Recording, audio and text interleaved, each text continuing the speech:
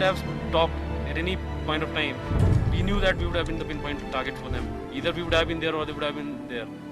We had already decided our success signal before advancing for the attack, and it was like Bravo company's success signal, "Oye Aaya," which was passed to our CEO Colonel Joshi on the radio set.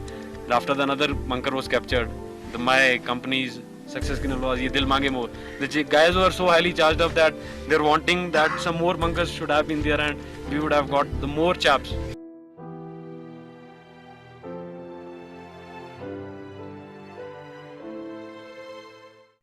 Hello defence lovers, स्वागत है आपका biography series के एक fresh episode में। ये दिल मांगे मोर, आप में से लगभग हर किसी ने इस लाइन को जरूर सुना होगा, क्योंकि ये दुनिया भर में प्रसिद्ध पेप्सी नाम की कोल्ड ड्रिंक का एक एडवर्टाइजिंग स्लोगन है।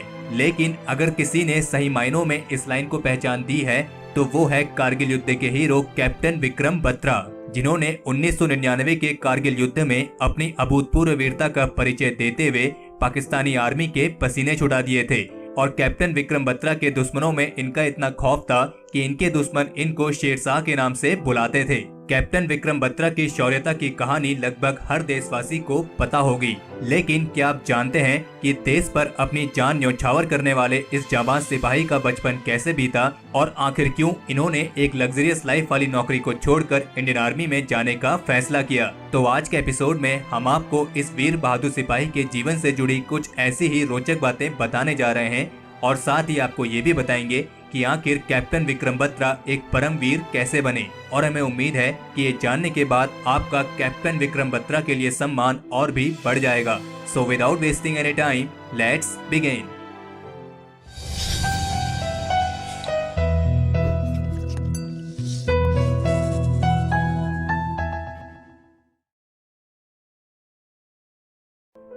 कैप्टन विक्रम बत्रा का जन्म 9 सितंबर 1974 को हिमाचल प्रदेश के पालमपुर जिले के एक घुग्गर नाम के छोटे से टाउन में हुआ था। इनके पिता का नाम गिरधारी लाल बत्रा और इनकी माता का नाम कमल कांता बत्रा है। कैप्टन विक्रम बत्रा जुड़वा भाई थे और इनके माता पिता ने इनका नाम लव और कुश रखा था। लव यानी विक्रम और कुश यानी विशाल, और लव यानी कि विक्रम अपने जुड़वा भाई विशाल से 14 मिनट पहले पैदा हुए थे। विक्रम बत्रा ने अपनी शुरुआती शिक्षा डीएवी स्कूल और उसके बाद पालमपुर के सेंट्रल स्कूल से प्राप्त की, और आर्मी कैंटोनमेंट में स्कूल होने की वजह से आर्मी के अनुशासन को देख और पिता से देश प्रेम की कहानियां सुनने पर विक्रम बत्रा में स्कूल के समय ही देश प्रेम जाग उठा। कैप्टन बत्रा शुरुआत से ही बहुत ही ज्यादा एक्टिव थे और उनकी हमेशा यही कोशिश रहती थी कि वे हर चीज में आगे रहें, फिर चाहे वो पढ़ाई की बात हो या फिर स्पोर्ट्स की। और इसी वजह से वे एक बेहतरीन ऑलराउंडर थे।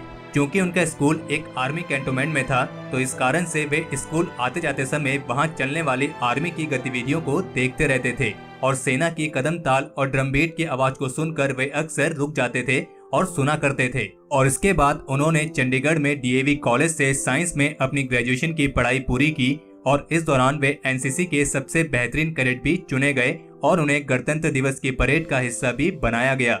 विक्रम बत्रा जब ग्रेजुएशन कर रहे थे तो इसी दौरान उनके द्वारा मर्चेंट नेवी के लिए दी गई परीक्षा का परिणाम आया, और उन्होंने ये परीक्षा पास कर ली थी, और कुछ ही दिनों में उनका नियुक्ति पत्र भी आने वाला था और वे पोलैंड जाने के लिए भी सारी तैयारियां कर चुके थे।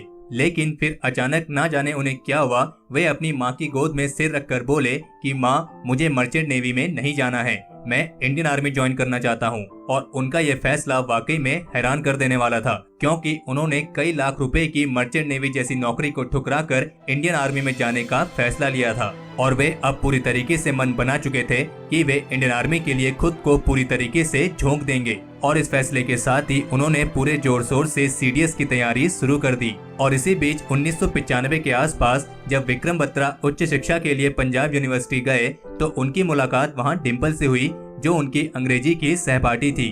और धीरे धीरे इन दोनों की दोस्ती प्यार में बदल गई और बात शादी तक पहुंच गई। लेकिन फिर इसके बाद जिंदगी में एक ऐसा मोड़ आया जिसके बारे में दोनों ने कभी नहीं सोचा था, क्योंकि असल में अपने रिश्ते के एक साल बाद ही यानी 1996 में विक्रम बत्रा को आर्मी में सिलेक्शन के लिए इंडियन मिलिट्री एकेडमी देहरादून के लिए बुलाया गया, और उसके बाद वे ट्रेनिंग के लिए इंडियन मिलिट्री एकेडमी चले गए।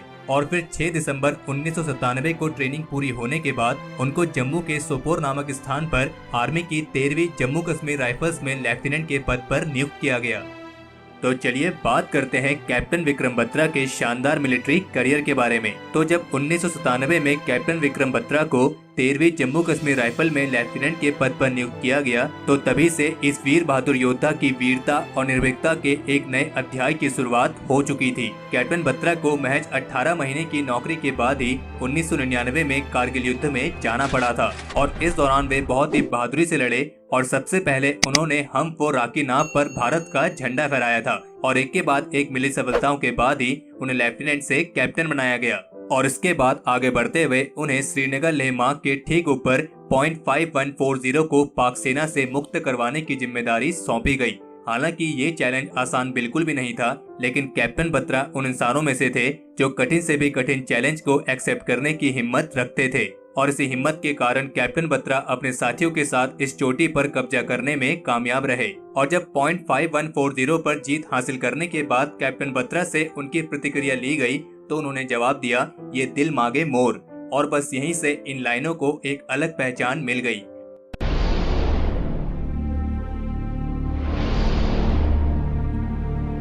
In case we would have stopped at any point of time, we knew that we would have been the pinpoint target for them. Either we would have been there or they would have been there.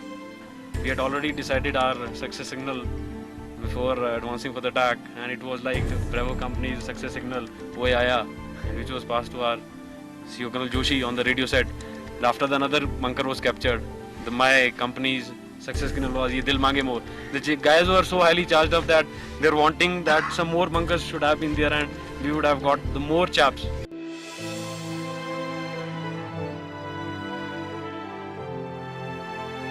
और ये दिल मांगे मोर का नारा देखते ही देखते पूरे कारगिल में दुश्मनों के लिए आफत बन गया और हर तरफ बस यही नारा सुनाई देता था, ये दिल मांगे मोर, ये दिल मांगे मोर। और जब ये युद्ध चल रहा था तब कैप्टन बत्रा अपने दुश्मनों के लिए एक बहुत बड़ी चुनौती बन गए थे और ऐसे में पाकिस्तान की ओर से उन्हें एक कोड नेम दिया गया था और ये कोड नेम कुछ और नहीं बल्कि उनका निक नेम शेरशाह था। They were on the same frequency which were we on our radio sets, and one of the Pakistani soldiers or officer, whosoever it was, he said me my code name was Shersha. Oh Shersha, you have come. Don't try to come up, otherwise you'll have a tough time. And that was the time they gave us a challenge, and my guys they went wild. How dare a Pakistani troop can challenge us?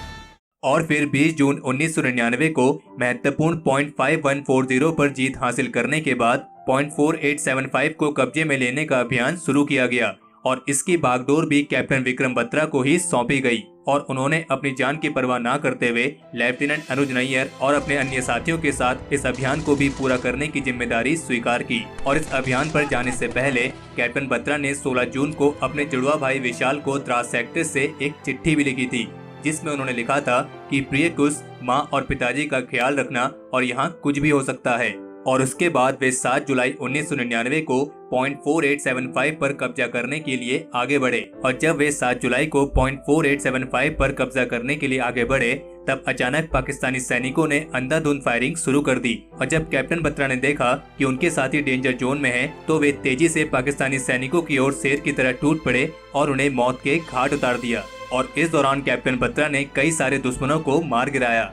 ये mission भी लगभग पूरा हो चुका था, लेकिन इसी बीच captain Batra की नजर अपने जूनियर साथी लेफ्टिनेंट नवीन पर पड़ी, जो कि एक विस्फोट में बहुत बुरी तरीके से जख्मी हो गया था। और इसी बीच विक्रम बत्रा जब अपने साथी को कंधे पर लेकर आगे की ओर बढ़ ही रहे थे, तभी एक छिपे हुए पाकिस्तानी सैनिक की गोली उनकी छाती में आ लगी, लेकिन इसके बावजूद उन्होंने अपने साथी को सुरक्षित जगह पहुँचाया और बचे पाकिस्तानियों पर टूट पड़े और अपनी आखिरी सांस लेने से पहले वे तिरंगा लहरा चुके थे।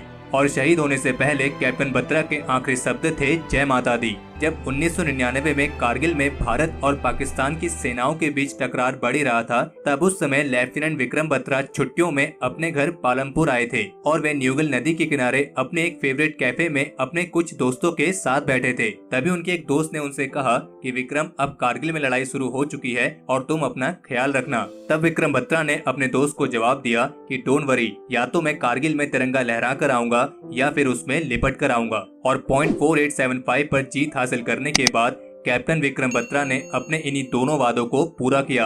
उन्होंने तिरंगा लहराया भी और तिरंगे में लिपट कर भी आए। और एक बार युद्ध के दौरान उन्हें धमकी भी दी गई थी कि शेरशाह तुम्हारी लाशें उठाने वाला कोई नहीं होगा। तब उन्होंने अपने दुश्मन को जवाब दिया था कि तुम हमारी परवाह ना करो, बल्कि अपनी जान को सुरक्षित रखने के लिए दुआ मांगो। और कारगिल युद्ध के बाद अदम्य साहस और पराक्रम के लिए कैप्टन विक्रम बत्रा को 15 अगस्त 1999 को भारत के सबसे हाईएस्ट मिलिट्री ऑनर परमवीर चक्र से सम्मानित किया गया। और कैप्टन बत्रा ने शहीद होने से पहले अपने बहुत से साथियों को बचाया था और उनके बारे में खुद इंडियन आर्मी चीफ ने कहा था कि अगर वे जिंदा वापस आते तो वे इंडियन आर्मी के हेड बन गए होते। और 2003 में आई बॉलीवुड फिल्म LOC कारगिल में अभिषेक बच्चन कैप्टन विक्रम बत्रा का रोल भी अदा कर चुके हैं। किसी भी सैनिक का बलिदान कभी भी छोटा या बड़ा नहीं होता है, लेकिन फिर भी कभी कभी हमारे सामने कुछ ऐसे बहादुर और निर्भीक सैनिक एक ऐसा उदाहरण स्थापित कर जाते हैं जिसे सुनने मात्र से ही हमारे रोंगटे खड़े हो जाते हैं। और कैप्टन विक्रम बत्रा भी उन्हीं वीर बहादुर सैनिकों में से एक हैं। और ऐसे ही वीर सिपाहियों के सर्वोच्च बलिदान के लिए हम सदा इनके ऋणी रहेंगे। विक्रम जी को मैं ये क्या मैसेज देना चाहूँगा, वो जहाँ कहीं भी है, मैं उनसे यही कहूँगा कि मैं ये जो घबराहट मुझे है वो मुझे कई जन्मों में शायद ऐसा नहीं मिलेगा। और जो कुछ उन्होंने देश के लिए किया है, देश पर जो कर्ज उनका है और हमारी परिवार पर जो उनका कर्ज है वो हम कभी उतार नहीं पाएंगे। और मैं ये भी कहना चाहूँगा कि वो हमेशा हमारे परिवार से जुड़े रहें। और अंत में हम आपको बस यही कहना चाहेंगे कि आज 7 जुलाई है, यानी कि आज ही के दिन इस वीर महान योद्धा ने देश के लिए अपनी जान कुर्बान कर दी थी। और इसीलिए हम चाहते हैं कि आप इस बायोग्राफी को जितना ज्यादा शेयर कर सकते हैं उतना ज्यादा शेयर करें, ताकि हर एक देशवासी को इस वीर महान योद्धा के सर्वोच्च बलिदान के बारे में पता लग सके। और अगर इस वीडियो को लेकर आपका कोई सुझाव या सजेशंस हो तो उसे भी कमेंट सेक्शन में शेयर जरूर करें। और अगर आपने अभी तक चैनल को सब्सक्राइब नहीं किया है तो चैनल को सब्सक्राइब करना ना भूलें। जय हिंद, वंदे मातरम।